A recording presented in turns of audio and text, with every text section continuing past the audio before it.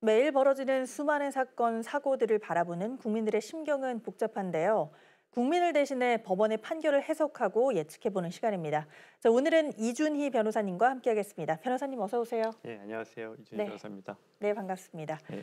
자, 오늘 사건 한번 훑어보도록 하겠습니다. 사회적으로 큰 논란을 낳았었죠. 지난 8월 2일 압구정에서 롤스로이스 차량 돌진으로 소중한 목숨을 앗아간 사건입니다. 이 사건이 국민의 분노를 샀던 이유는 바로 가해자의 태도였죠. 사고 직후 시민들이 피해자를 구조하는 동안에도 피의자는 전화 통화만 했고요. 사건 현장에서 사라졌다가 다시 나타나서 경찰에 체포가 됐습니다. 그리고 지난 11월 25일 결국 피해자가 사망을 하면서 공소장이 도주치상에서 도주치사로 변경됐는데요. 자, 이 피해자 형량은 어느 정도나 될까? 이렇게 좀 먼저 궁금합니다. 그 아나운서님은 어느 정도로 예상하시나요? 일단 이 사건이 사실 좀 중요한 것 같은 게 사람이 죽었고요. 약물을 복용한 걸로 알고 있었습니다. 그러다 보니 사람이 죽었다라고 하면 적어도 20년, 30년형 또는 뭐 무기징역까지 가야 되는 거 아닙니까? 뭐 결론부터 말씀드리면 예. 대략 한 4년에서 한 10년 정도가 되지 않을까 예상하고 있습니다. 사람이 죽었는데 4년에서 10년. 예. 예. 거기에 저는 일단 좀 굉장히 좀 놀라울 수밖에 없는데요. 일단은 이런 판결을 이해할 사람이 있을까요? 법 해석을 두고 시민들의 머릿속에 당연히 물음표가 너무 많이 뜰 것 같은 형량이 아닌가 싶은데 사실 이 피의자 사건 당시에도 그렇지만 이후에도 사과 한 번 없었다고 하거든요. 그러면서 한 유튜브 채널에 출연을 해서는 무죄를 주장하기도 하고요. 그러다가 또 재판이 시작이 되고 나서야 반성문도 내고 합의 의사도 보였다고 하는데 다들 설마 이런 행동으로 양형이 낮아질까 봐 걱정들을 좀 하고 있습니다. 어떨까요? 일단은 반성문 같은 경우를 내는 경우에 네. 감형은 안 하더라도 사실 반성문을 안 내면 재판부에서 형을 좀 가중할 가능성은 있습니다. 그리고 이에 대해서 공탁금 이야기도 나오고 있는데 공탁금은 합의가 이루어지지 않았을 때 가해자 측이 적절한 금액을 법원에 맡겨 합의에 최선을 다했음을 증명해 보이기 위한 것입니다. 공탁금 액수에 따라서 일정 부분 양형에 영향을 미치는 것은 어찌 보면 당연하다고 할 수 있겠습니다. 말씀하신 공탁금 문제의 경우에는 뭐 간혹 피해자나 유족이 거부를 하는데 기습 공탁을 하는 경우가 있더라고요. 근데 이것도 양형에 그럼 영향을 줄 수 있나요? 공탁이라는 것 자체가 사실 합의가 되지 않기 때문에 하는 거라서 네.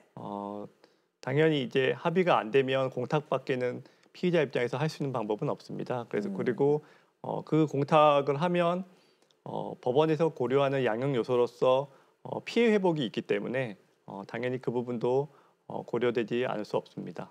예.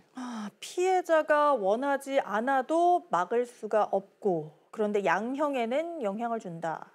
사실 이게 피해자를 위한 법이 맞나라는 생각도 좀 있습니다. 오히려 불합리한 제도로 좀 느껴지기까지 하는데 당시 경찰의 대응도 합리적이지 않았습니다. 알고 보니까 이 피의자 조폭 출신의 전과도 있었습니다. 근데 단지 변호사가 신원 보증을 했다는 이유로 17시간 만에 유치장에서 풀려났습니다. 변호사님 실제로 이런 경우들이 종종 있나요?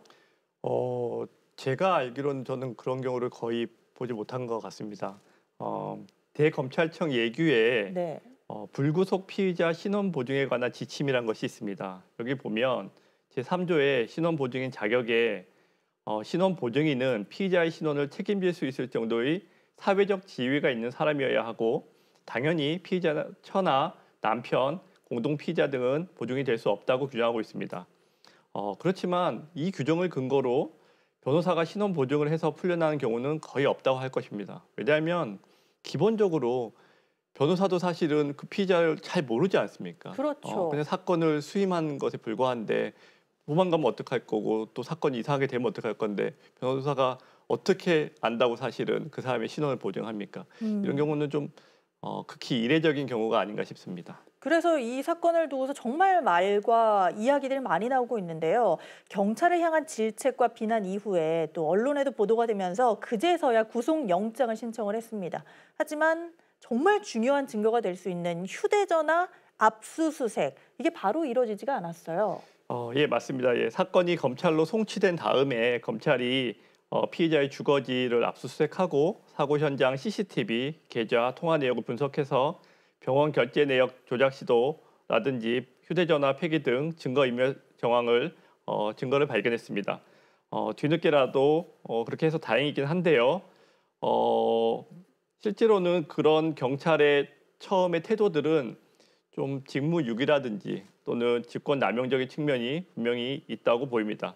만약에 검찰이 수사 의지를 가지고 담당 경찰을 수사한다면 경찰들도 그 부분은 처벌을 면하기 어렵지 않을까 싶습니다. 그러니까요. 참 이 상황들이 많이 꼬여 있는 것 같은데요. 이런 상황에서도 담당 경찰관은 법정의 증인 출석 요구에 이번 사건으로 심적인 충격을 받아서 출석이 어렵다면서 나오지 않았습니다.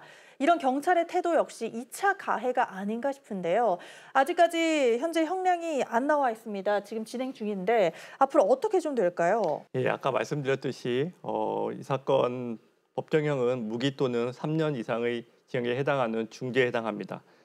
워낙 사회적 이목이 집중된 사건이라서 과연 법원이 어떤 판단을 내리는지 좀 저희가 지켜봐야 되겠습니다. 네, 오는 20일 피고인 신문을 진행을 하고 재판이 종결이 되는데 현재 이 피의자의 경우에는 뭐 정말 반성의 기대가 없고요. 위축된 모습도 없고요. 방청석을 살피는 여유까지 보였다고 합니다.